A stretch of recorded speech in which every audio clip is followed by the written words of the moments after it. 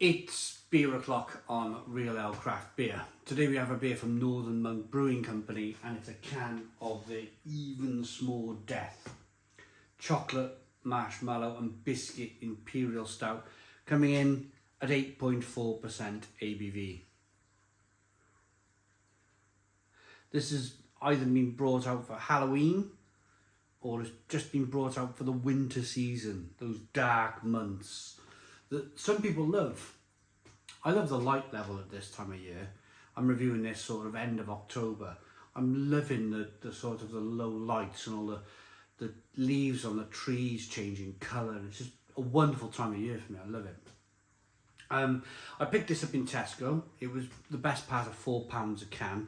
You can pick these beers up on a 4 for 3 deal. So you're buying 3 cans, you're getting the 4 3.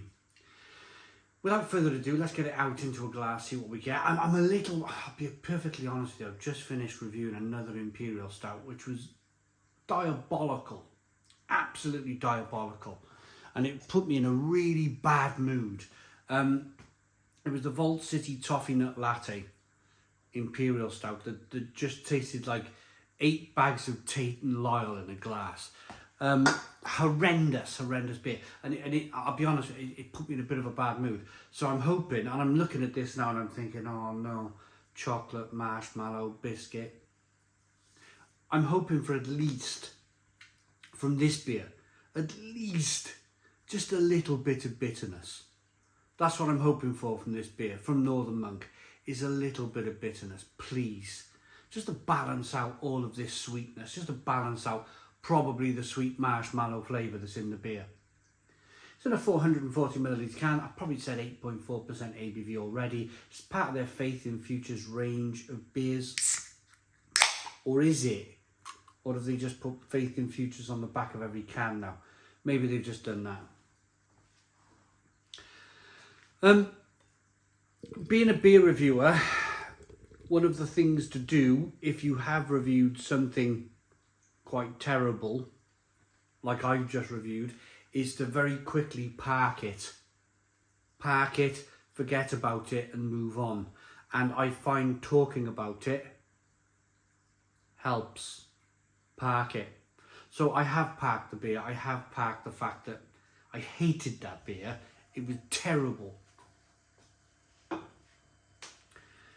And let's hope and let's go into this with a clean slate. 3-finger tan coloured head on this one. It's a jet black beer in the glass. Little bit of carbonation as you rock the beer back and forward. You can see that head, or the carbonation chasing that head up the glass. Let's get the aroma on the beer then.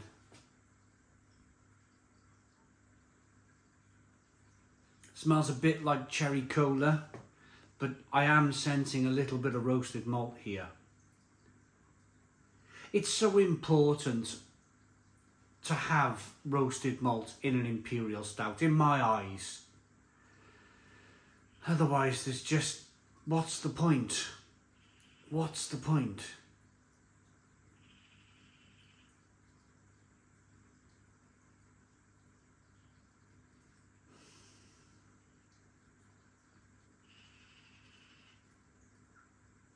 It's a bit cherry cola like, it's a bit kind of sweet, sickly, marshmallow like.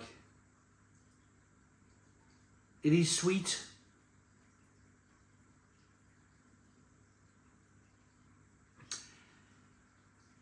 But there is, I'm sensing a little bit of spices here, a little bit of winter spices maybe. Fingers crossed. Let's dive in. Cheers everybody.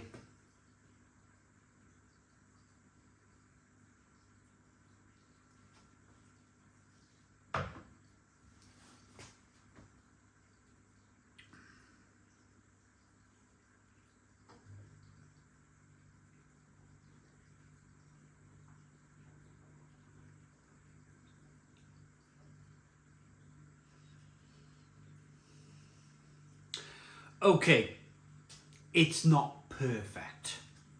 It's not perfect. But then again, in my eyes, it was never going to be perfect with marshmallow in it. It's just and then you're probably asking the question, okay, if you don't like marshmallow, why did you buy it in the first place? I am in a bad mood.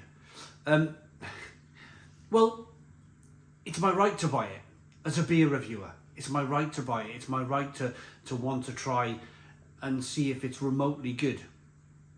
I'm just offering an opinion, and that's why you guys are watching. It's because you want to know my opinion on the beer. You want to know if I'm going to rant and rave a little bit. My lips, I got to be honest with you, my lips are a little bit kind of sticky from this. It is a sort of a sticky residue coming through on the beer. Pardon me. But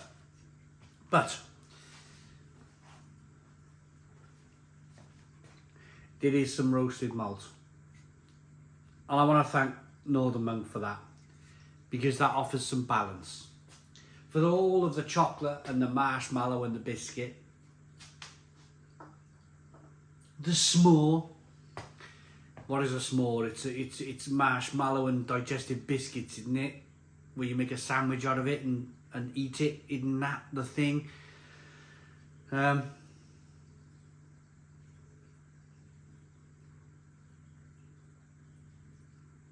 So what are we getting?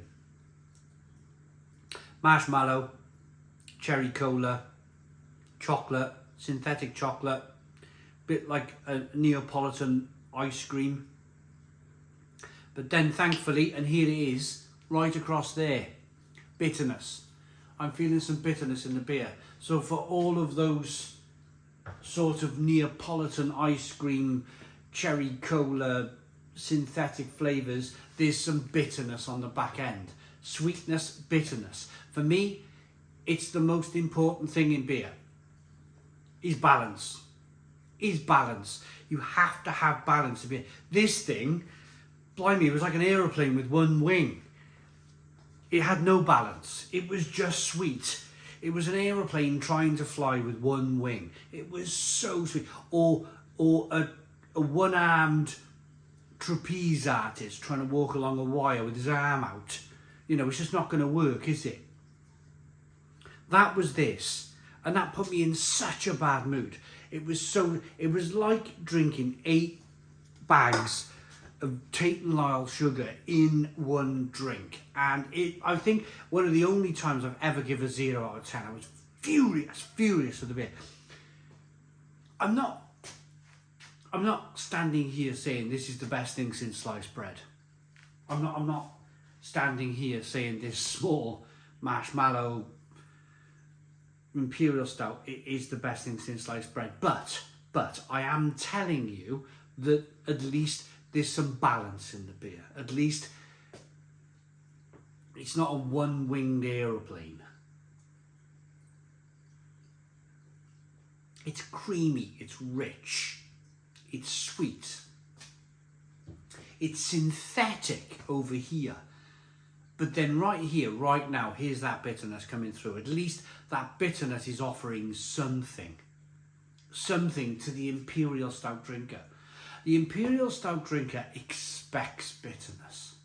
They expect bitterness from the beer. It can't be just sweet. It has to have some level of bitterness to it. And that's probably why people will probably tolerate this beer. People will probably tolerate it enough to buy it.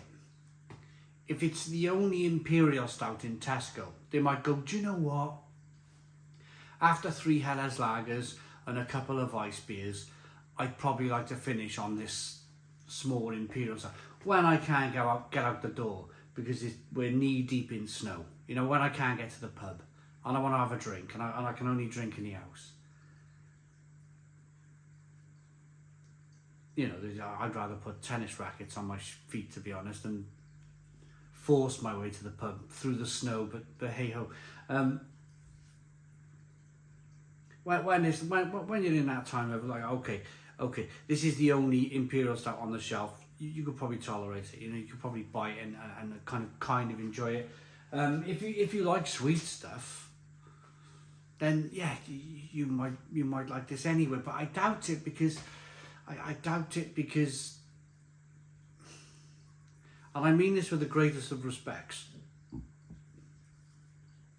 If you're a Madri drinker or a Foster's or a Carling drinker, you're never going to like this. You're never going to like this because it's black. You kind of people, you drink with your eyes. It's got to have a one finger. I worked in pubs. I worked in the industry for so long that you know, you drink with your eyes. It's got to be kind of clear and golden. If it's not clear and golden, you're not interested, are you? So being dark in itself, you know, you're never going to buy this beer unless you've been marketed at to death by Guinness, and you feel peer pressured enough by your mates forcing Guinnesses down the neck because they feel like they have to because they've been watching television adverts. You know, it's that sort of thing. I'll finish it. I'll drink it.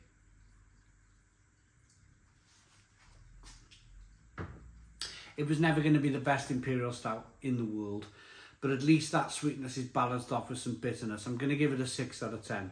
6 out of 10 from Real Ale Craft Beer. Please put your comments in the comments box, subscribe to our daily beer and food reviews, give us a big fat thumbs up. Boom, cheers.